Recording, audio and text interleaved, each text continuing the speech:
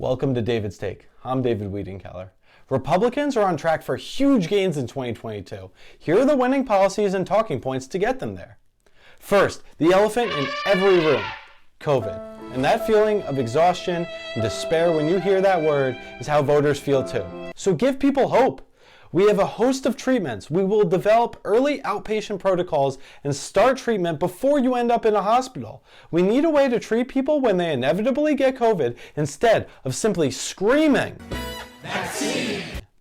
But no matter how effective all of these treatments become, we have to learn to live with some risk.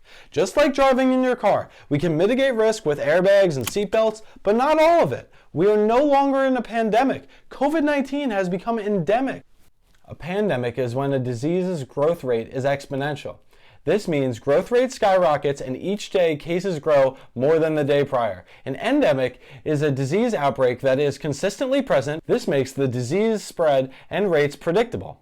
No more talking about getting back to a new normal. We're just going to be normal. Foreign policy, talk Donald Trump's success with the Abraham Accords, which led to the normalization of relations between Israel and the United Arab Emirates, Bahrain, Sudan, and Morocco. And contrast that with Joe Biden fumbling Afghanistan prior to Biden's well-intentioned but ultimately ill-advised 2,500 was an appropriate number to remain, and that if we went below that number, in fact, we would probably witness a collapse of the Afghan government and the Afghan military. Hasty withdrawal, which led to the death of 13 service members. There had been no hostile combat deaths in over 18 months. It is not unusual to have a peacekeeping troop presence in a foreign country. The U.S. has had tens of thousands of soldiers in Germany since World War II. The Biden administration's stated priorities have not matched the policy they have pursued. They have emphasized the need to stem the spread of COVID-19, but have done little to plug the flood of illegal, unvaccinated migrants crossing the southern border. And vaccination is not mandated in detention facilities, while our heroes of healthcare, many of whom have already had COVID, are losing their jobs in opposition to being vaccinated against a disease they already had, recovered from, and have natural immunity to. But even if they didn't, it's not within government purview to mandate irreversible medical procedures. And I got vaccinated. It's no skin off my back. But firing the people we lauded as heroes seems hypocritical. Under the threat of historic inflation, Joe Biden plans to address it by spending more.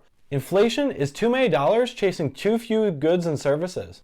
So to combat inflation, more goods and services need to be added to the equation. But supply chain issues cause scarcity of goods and inflation surges. Meanwhile, in March, Joe Biden's $1.9 trillion American Rescue Plan Act of 2021 was signed into law. In November, the $1.2 trillion Infrastructure Investment and Jobs Act was also signed into law. And Democrats are in the midst of trying to cross the finish line with a $2.2 trillion Build Back Better Act.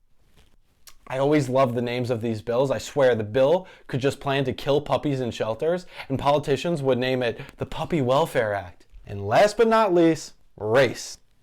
I know, everyone's favorite topic to hear from a straight white male. The Democrats' incessant need to view everything through a racial lens created by critical race theory is leading toward racial division. A critique of critical race theory is not to say we should not be talking and teaching about the evils of slavery and Jim Crow, but we should not be teaching children that their race is the most important thing about them and they are inherently victimized or victimizers due to the color of their skin or the history of the people who have looked like them. No one is responsible for the sins of their parents or ancestors. You are responsible for your actions. Injustice today for injustice yesterday will only lead to injustice tomorrow. If you're looking for more info on the Democrats' chances in 2022, check out this video. And if you want to see when I make the Democrat version of the video you just watched, as well as a video about the talking points each party should avoid, subscribe. And don't forget to let me know what you thought of this one with a like and a comment.